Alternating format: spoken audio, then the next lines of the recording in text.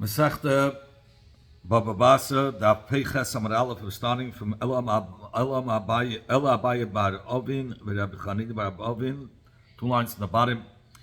But I'm just going to be makdim. Yesterday we learned and concluded that Rabbi Yosef said that the Mishnah, the way they learned the machlekes between Rabbi Yehuda and Rabbanan, is talking about that the tzleichis, the pitcher, belonged to the Chamni, and the Chamni was trying to sell it.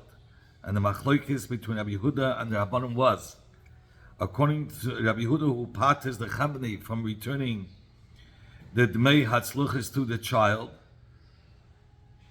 goes according to his shita, like by Isa and the Shaman, that the Chamni is going to be chayiv. Why?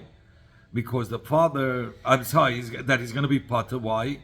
Why is the Chamni going to be potter? Because the father intended that the Chamni should send the tzluchis of oil through the miner, and the same thing with the money. He wanted it to be sent, and the oil should be sent through the miner. The Rabbanan go according to their reasoning, that they say that the kavanah of the father was just to notify the Chamni that he wants it, and that he should send it to a shliach bardas. If we're talking about that the pitcher belonged to the Chamni, we have a kasha in the Sefer. In the Sefer it says the Chacham Amoidet Rabbi Yehuda that he's going to be potter if the tzleichis was still in the hand of the child. So why would they be Maida? If the tzleichis belongs to the Chamni, so since it belongs to the Chamni and he sent it to the yad of the cotton without the haskama of the father, surely it's impossible to be mechayiv the balabayis to pay for the money for the Chamni if it didn't reach his hand. He can't force the father to pay. We're talking about now in the conclusion of the Gemara that the sluchis belong to the Chamni. So how can we say in the Sefer that the Chacham will be made that will be potter? L'cheira, over here the Chamni for sure should be chayiv, because we're talking about the Chamni was selling the tzluchis to the father, so he should have never given it through the hand of the cotton. And with the Gemara Abai bar Ovin, Rabbi Chanina bar Ovin, they both say the Hachmai Askin. Over here the Mishnah is talking about a particular case, Kigoin Shenatola, that it's talking about the Chamni took out of the hand of the child the keli in order lamoid ba to measure the oil that he's selling to his father. And the reason of the Chacham that the Machayev, the Chamni, the storekeeper for the pitcher breaking, because the Amar Rabba said by a Zaken who found the behema, and it's not lefi chveda for a Talmid Chacham to deal with the behema to return it, even though normally the minhadin the Zaken would be potter. In such a case, if the Zaken Hikisha hit the animal, by hitting the animal with a stick, he caused the animal to go a further distance. Nischayba, then he became already mechuyev in the Hashavas Haveda, even though normally he doesn't have to deal with it, because it's not lefi chvede. But the minute he hit it, the minute he hit it, he became responsible. Here also, officially the son, the Chamni did not have to, doesn't have to worry about the pitcher.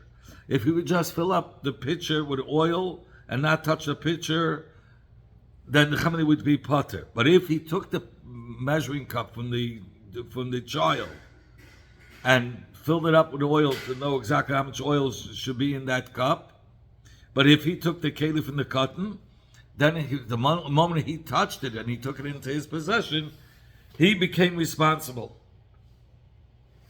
In fact, I could still differentiate between these two cases. When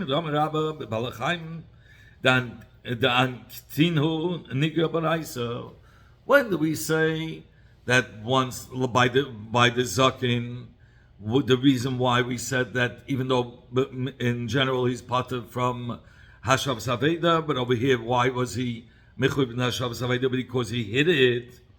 Because through the hitting it, he accustomed the animal to go much further. And in order to diminish this problem, because now he got the animal to go further, so he he caused the animal further, so he has the responsibility to bring it back.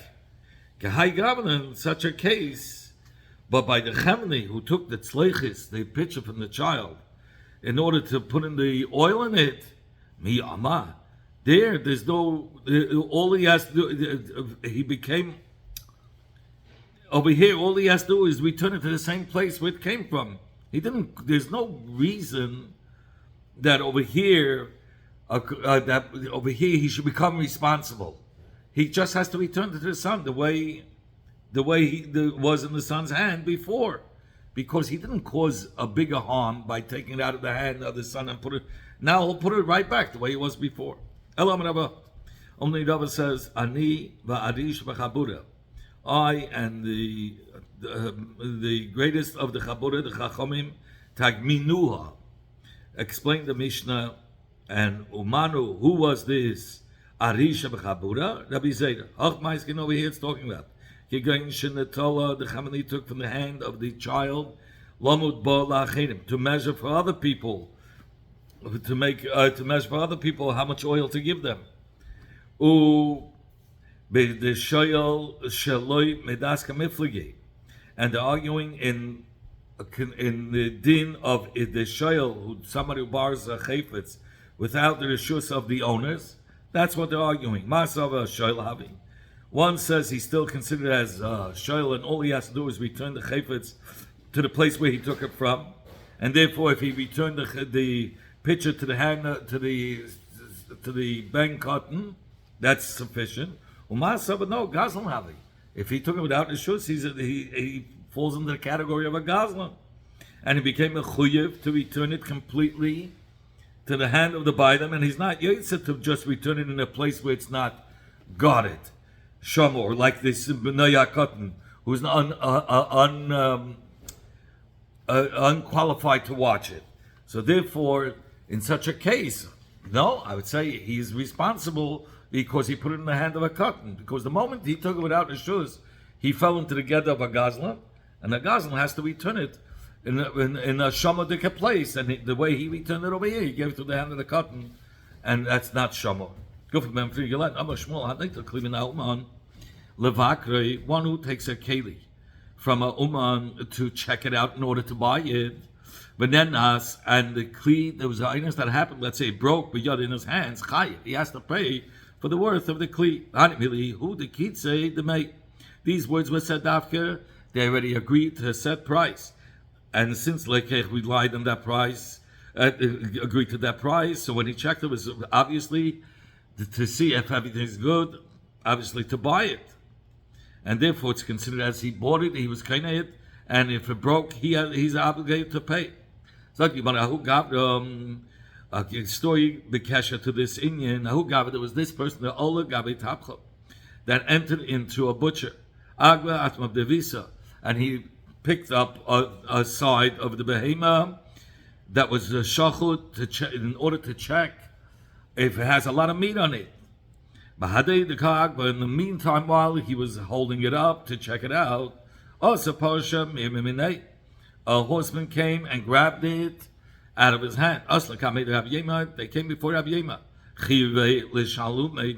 Yema was mechayiv, that the one who picked up the yerach, to pay for it, because he knew the price, obviously, and he just wanted to check it out if it has a lot of meat. Says and the reason why he was chayiv, one of these words said that he's going to be chayiv if somebody grabbed it out of his hand. The kid said to me, it's talking about when the price of this side was already set, and he knew what he was getting for. He was just checking it out in order to be kainet. Who got it? It was this person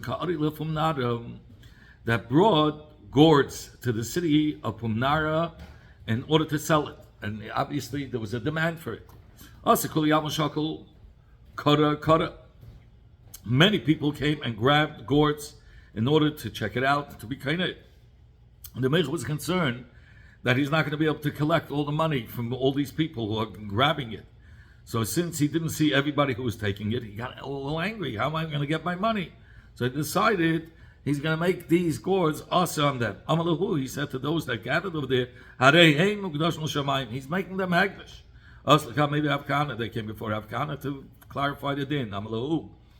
So he said to them, these people who grabbed the gourds, ain't not the maknish, the person cannot be maknish, something that's not his. And these gourds are already not the meicha, since the buyers already were zeichen it, and therefore he couldn't be maknish it, because there was obviously a set price. We'll soon say, when were these words said? They keep to the mile, that there was a set price. And since only in a place was a set price, all they were doing is to check if it's good, so obviously they picked it up to be kainit. Avaloi keep to the mile, but it was, if there wasn't a set price, V'shus marayu kami. So it belongs still to the shoes of the balabayas, v'shapri agdish. And when he made it hagdish, it's going to be still, it'll be good hagdish.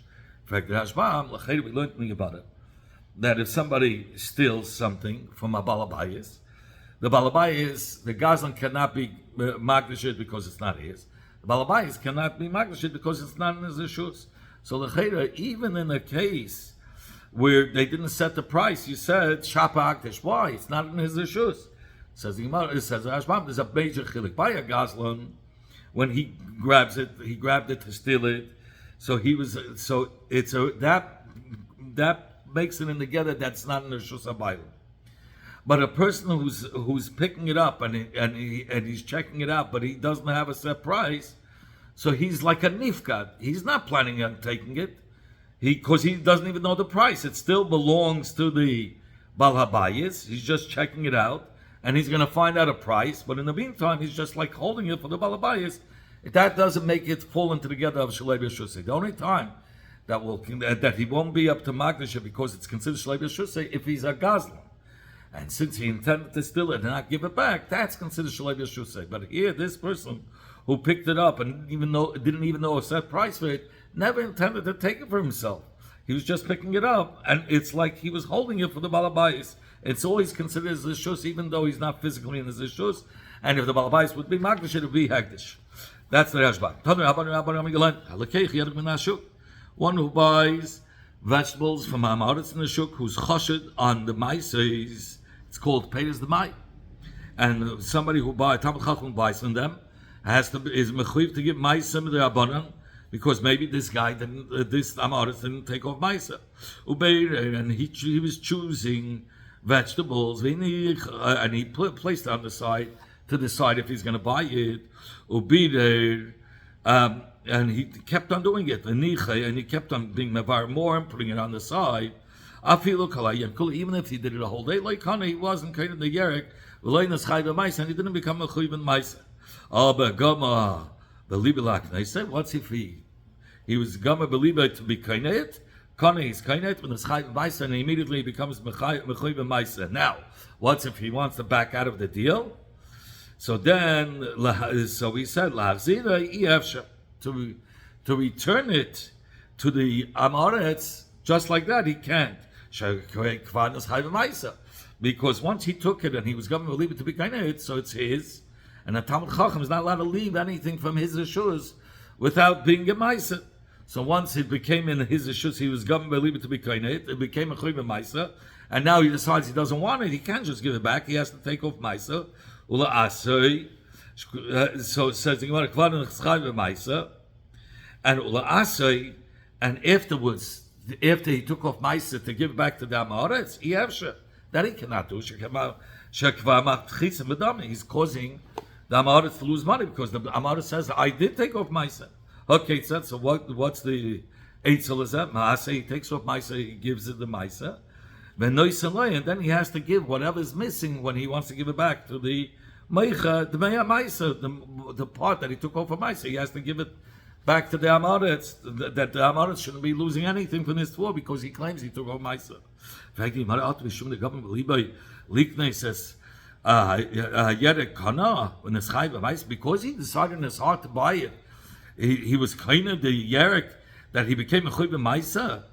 Even though if there's a set price, we don't say the Lekeach is going to be Chayiv B'Einsin Kol's man. He didn't already settle the Meicha.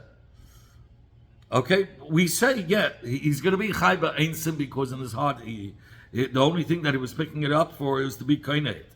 But for sure, he wasn't kind of the Mecca totally. He's still a lot of to the point that he's not allowed to back out. He can still back out.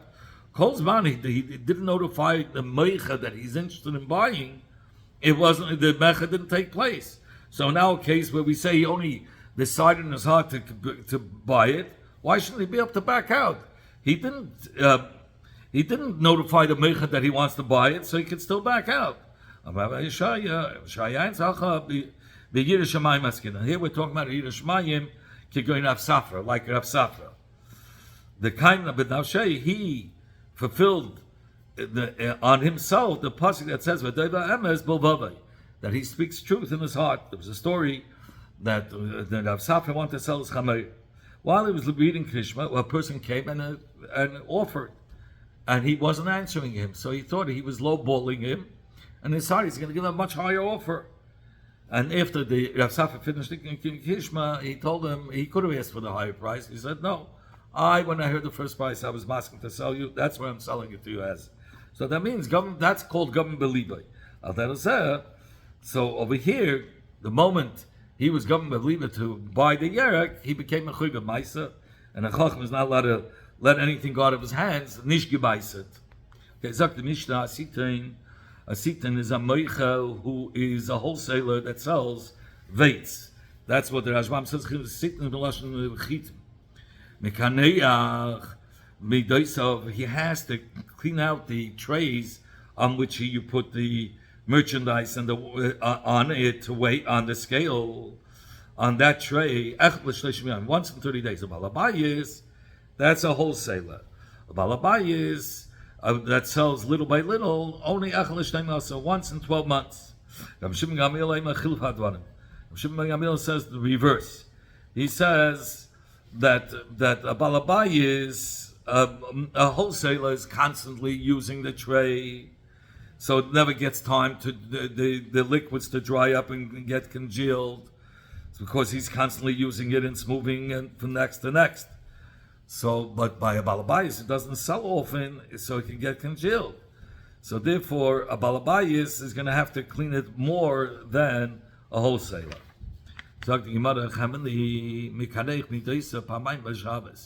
Here, obviously, either we're talking about the chacham or he gives a whole different reason. Chemeni has to clean the middays twice a week, the trays twice a week, and also the stones that they put on the other side to against the merchandise on the scale. Those stones might have liquid on it, and might make it weigh more than what it's really supposed to weigh. So you have to clean it up.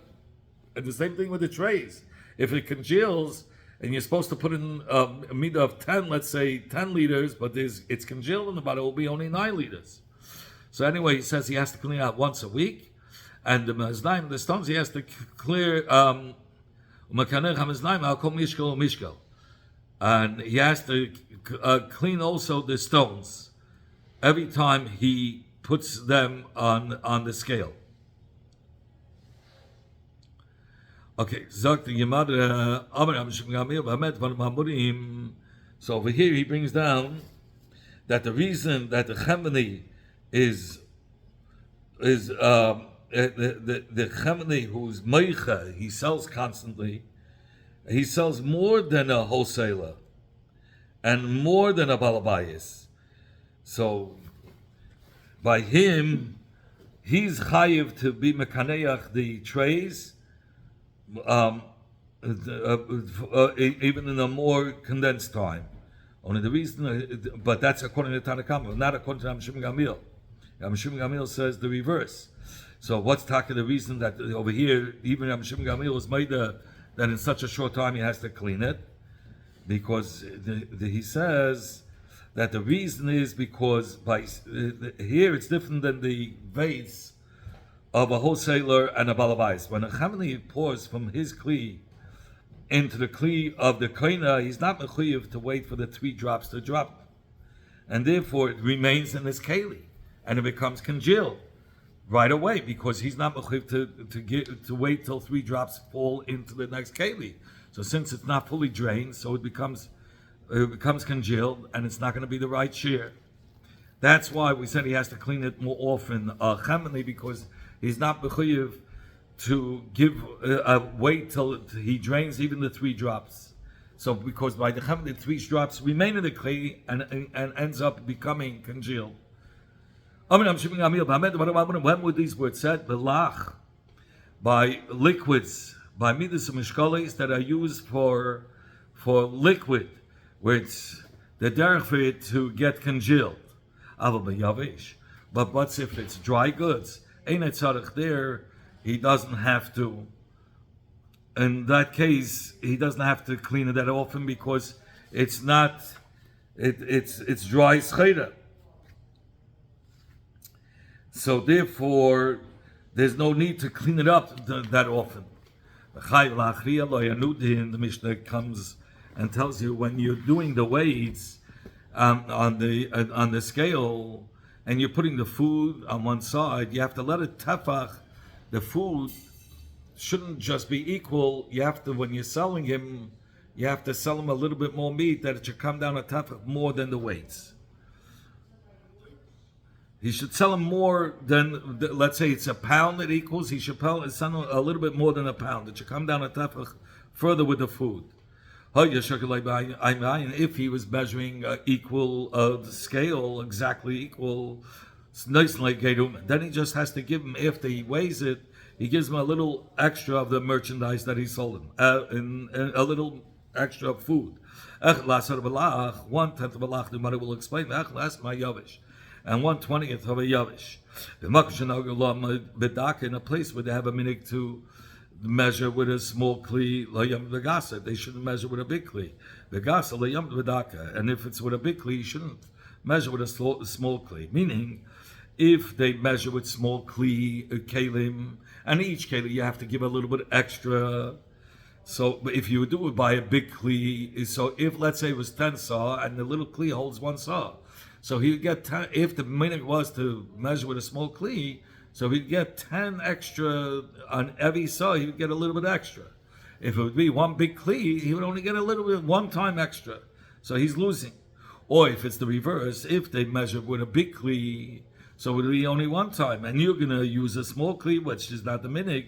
So the buyer is getting much more than what he's supposed to, according to the minhag of the town. If it's a place where they level the food in the keli and they don't go over the walls, so then you shouldn't do it. You shouldn't do overboard. If every kli is usually given a little bit more than the walls of the keli, don't level it up. Whatever the minhag is. In fact, from where do we learn out this din that you have to give extra? It says in the pasuk, Evan Shleima Vatzadik. You should have a complete stone and a just stone, a just scale by you. So it says, if it says Evan Shleima, what does it have to say about tzaddik? The Rashbam explains, but tzaddik is extra. What is tzaddik coming to teach you? Tzaddik nishalcha. It says it's upon you to behave in a just way on your cheshbon. But tenloi, and should give the buyer a drop more from the scheda that he deserves. So if we learn it out of a pasuk, Ema Sefer, it says in the Sefer of the Mishnah, if the weights were mamish even, so then nice and like Gatorman, then later on he has to give him a little extra. In fact, if the scale has to tip a tefach more, so how could you say in the Sefer, if he did it exact, then he should give him a little extra? You're not allowed to do exact. If the halacha is, if it's exeis hakasuv, that he has to, at the time when he's weighing, that there should be more scheda than more scheda that should tip the scale a tefach down. So how could you say they did in the Sefer? If he did it equally, you cannot do it equally. It has to be that the scheda should come down a tefach down. There should be more scheda. Reisha, there's no chiyuv to add scheda at the time of the weighing. Reisha of the Mishnah is mechayiv the meicha at the time of the weighing, in a place where they have the minhag to do so. So he's saying in the place where they have a minhag to make sure that the scale is tipped, that the scheda should come down. So he says, When did they? I'm sorry. So he's come to tell you that it has to come down to the Shia B'Tefa. The Chi Itman the Reish Lakish. And when we said the words of Reish Lakish, HaSeifa Yitma. When do we say the words of Reish Lakish? On the Seifa. That Hoya Shekel Ayin Ba'ayin. That if when he weighed it was exact, nice and like Geirman, then he adds a little bit. So here comes in the words of Reish Lakish. How do you know that you have to give the extra? Where's this mucker that there has to be extra? It says in the pasuk, Evan Shleima Vatzadik Yilacha. The word Vatzadik was extra because it already says Evan Shleima. To teach us Tzadik Milshalcha that one should do justly on his own cheshbon, and give the buyer a little more. In fact, you want to become a german. How much the share? How much the additional german? It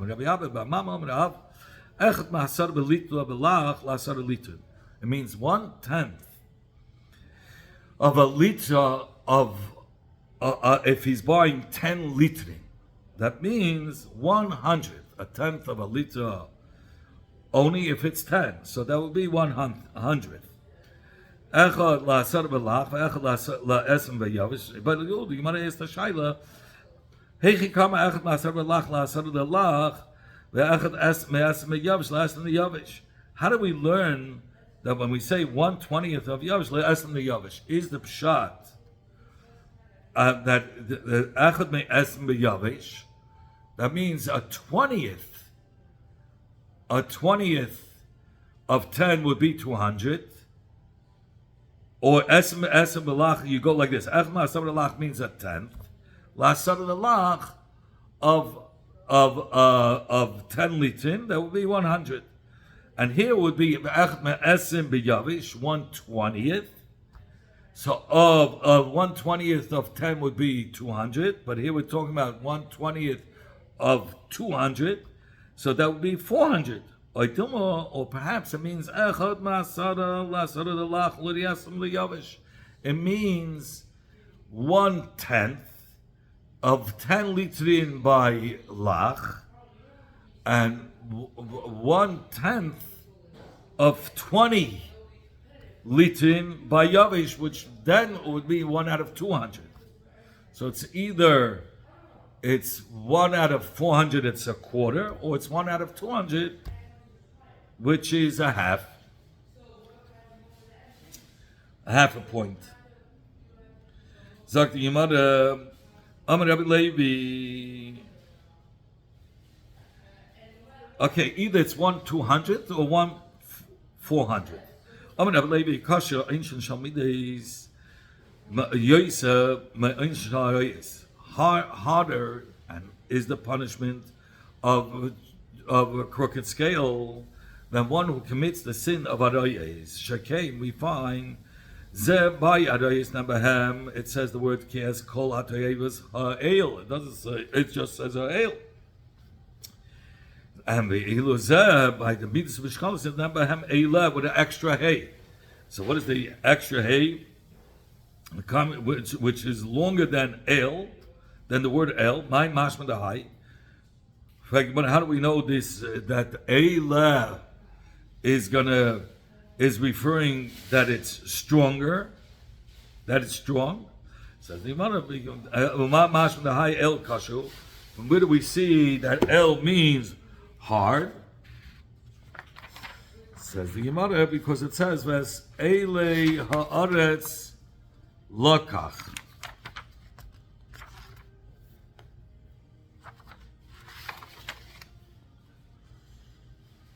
And it says that the strong of the land he has taken. Okay, it says in the pasuk that he took the strong ones of the land. Okay, so that and since it says Eila comes to tell you it's a stronger punishment. So it says one who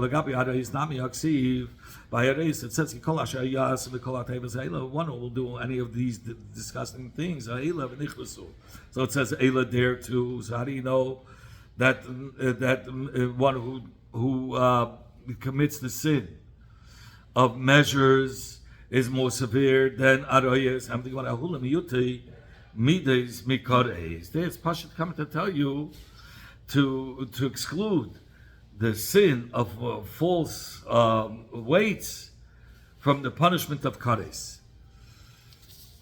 So if it's excluding it from kares, then by arayis there is kares. So how is false weights going to be more severe than the punishment of arayis? By arayis, it's shaykh that there should be a tshuva. Here it's not shaykh with tshuva because Meshach's man that he used this false scale. He stole from so many people, and it's not easy. He doesn't know who he stole from, so it's therefore he's unable to do tshuva.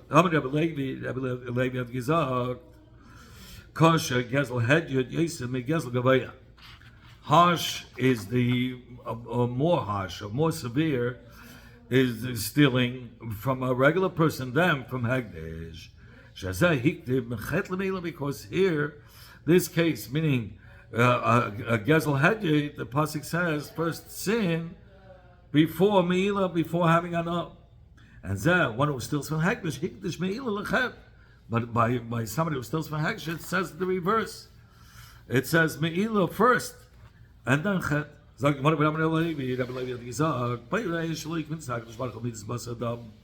and see that the Midah of HaKadosh Baruch Hu is not like a regular person. HaKadosh Baruch Hu Beirich es Yisol b'chol esem u'shtayim ha'ishes v'kilulan b'shmeinam, that Hashem benched the Yidden with 22 Aces. And with 22 Aces, and he cursed them with 8. B'cham b'chol esem u'shtayim. He cursed them with all the 22 letters of the alphabet. Which starts with the im with the is aleph, which is the first letter of the alphabet of the 22 aces. Till the pasuk about elech es chem kemiyus, which finishes with the word with the letter tuf. That's the last letter. And he cursed them with 8 letters. It says from the pasuk also, which starts with v'im with above, which finishes with the letter mem. So the distance from vav to mem in the aleph base is only 8 letters. Moshe Rabbeinu benched the Yidden b'shmeina with 8 letters alone. They killed them as mishtayim. And he cursed them with 22 aces. He benched them with 8 aces, like it says in the Pasuk, Tishma. There it starts with a vav. Till the Pasuk which ends with a mem. So if you count from the vav till the mem, then you only have 8. They kill them but he cursed them with the 22 aces. From the pasuk Sishma, from that starts with a vav, till the pasuk is Matam Ein Koina, which finishes with the letter Aleph. And when you start from the vav and you finish with the hey in the seder of the 22 aces, that you're passing through all the 22 aces. So that's how you have 22. So you see that Moshe Rabbeinu wasn't able to bless with the 22 aces like HaKadosh Baruch Hu. Meaning he started with Vav and he went through the whole cycle and ended after Hey. So he went with Vav through all the aces, through top, back to Aleph base till Hey. That's how he has, until after Hey, so that's how you have the 22 aces.